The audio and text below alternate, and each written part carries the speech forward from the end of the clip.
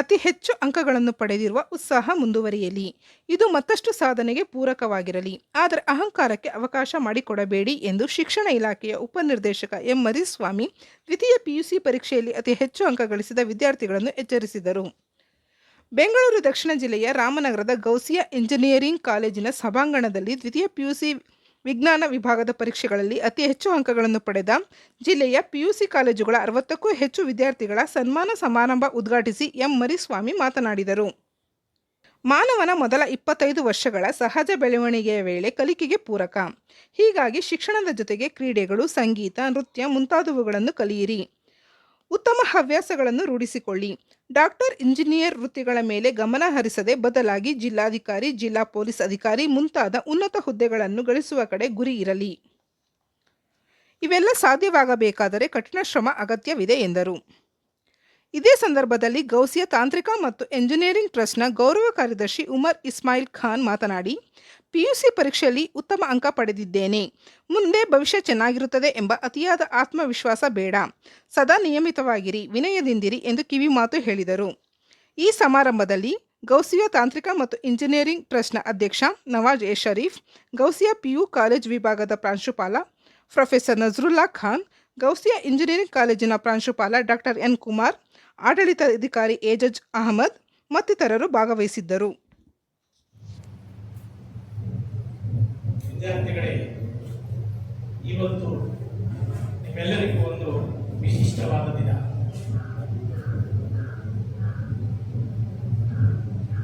ಯಾಕಂತಂದ್ರೆ ಸಮುದ್ರದ ಆಳದಲ್ಲಿ ಮುತ್ತುಗಳಿರುವಂತೆ ನಮ್ಮ ರಾಮನಗರ ಜಿಲ್ಲೆಯಲ್ಲಿ ಡಿಸ್ಟಿಂಕ್ಷನ್ ಮತ್ತು ಅತಿ ಹೆಚ್ಚು ಅಂಕ ಪಡೆದ ವಿದ್ಯಾರ್ಥಿಗಳು ರಾಮನಗರದ ಕಣ್ಮಣಿಗಳಾಗಿದ್ದೀರಿ.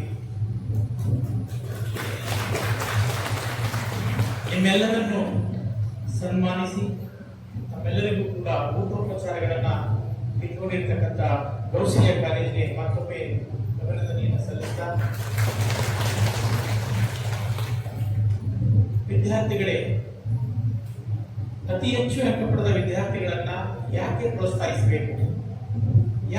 ಪ್ರೋತ್ಸಾಹಿಸಬೇಕು ಅಂತಂದ್ರೆ, ನಿಮ್ಮನ್ನ ನೋಡಿ ಉಳಿದ ವಿದ್ಯಾರ್ಥಿಗಳಿಗೂ ಕೂಡ ಪ್ರೇರಣೆ ಆಗಬೇಕು.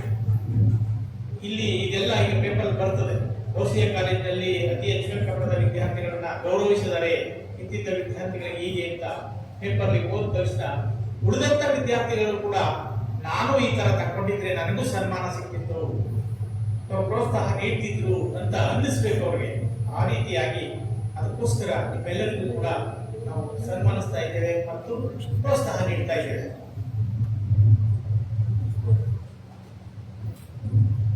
ವಿದ್ಯಾರ್ಥಿಗಳೇ, ನೀವು ಈಗಾಗಲೇ ಹೆಚ್ಚು ಅಂಕ ಪಡೆದುಬಿಟ್ಟು ಇಡೀ ಡಿಸ್ಟಿಕ್ಗೆ ಫಸ್ಟ್, ಸೆಕೆಂಡ್, ಥರ್ಡ್ ಅಂತ ಬಂದಿದ್ದೀರಿ.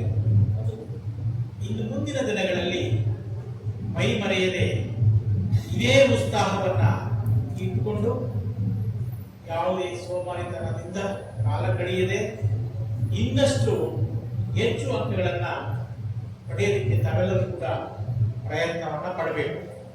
ಯಾಕಂದ್ರೆ ಈಗ ನಾ ಡಿಸ್ಟಿಂಕ್ಷನ್ ಬಂದ್ಬಿಟ್ಟಿನಿ ಅಂತೇಳಿ ನೀವೇನಾದ್ರೂ ಕೂಡ ಮೈ ಮರೆಯೋದಾಗ್ಲಿ ಅಥವಾ ಸ್ವಲ್ಪ ಅಹಂಕಾರ ಬರೋದಾದ್ರೆ ಮತ್ತೆ ನೀನು ಕೆಳಗಡೆ ಬಂದ್ಬಿಡ್ತೀರಾ. ಆ ಥರ ಅವಕಾಶ ಆಗಬಾರ್ದು. ಅದಕ್ಕೆ ನೀವು ಮೈ ಮರೆಯದೆ ಮತ್ತೆ ಮುಂದಿನ ದಿನಗಳಲ್ಲಿ ಇನ್ನೂ ಹೆಚ್ಚಿನ ಕಠಿಣತೆ ಶ್ರಮವನ್ನು ಪಟ್ಟು ಈ ಓದಬೇಕಾಗಿದೆ ಅಂತ ಅನ್ಕೊಳ್ತಾ ಇದ್ದೀನಿ. All of you all are achievers. Ramnagaram district comprises of Magadi, Chanpatna, Ramnagaram, Kanakpura, Birdi, and from there the toppers, the best minds who have taken science. Generally the intelligent students who do well in SSLC, their parents want them to do engineering or medical, so they put them in science. So there itself there is first filter. The second filter now, when all of you all have done so well and have scored such high marks and brought honor to your home, to your family, to your institution, have gathered here today in Gausia. We are very honored to host you here today, and it is a proud moment for Gausia to have intelligent minds like this with us today. In society, God creates all humans so that the world runs, So all people of different minds are all required. Everyone is needed. You need a carpenter, you need a plumber, you need an electrician, you need drivers, you need all kinds of people in society so that the world runs smoothly. But there are those people who lead, who are very intelligent, who discover and who create. Those minds are very important, and y'all are those minds. All of y'all are those minds who have topped and should understand their potential, who should realize who y'all are, understand your potential, and don't think less of yourself. Work very hard. You all are the future of India. If you become great doctors, great engineers, great scientists, IAS, IPS, IRS, IFS officers, India will do well. This is why we assemble you here today, to motivate you and to make you dream big. We want you all to dream big, think big. You all have proven yourself. You all have proven to be the best minds. So if you all work very hard and work sincerely, you will be a top of people in this country. People like you, the bureaucrats, they run the country. People like you become bureaucrats and they run the country. So please work very hard, understand your potential, be grateful to God, be grateful to your parents, and try to do as much as you can, much more than what you are aiming for. Aim bigger, dream bigger. The more you dream bigger, the more you will achieve.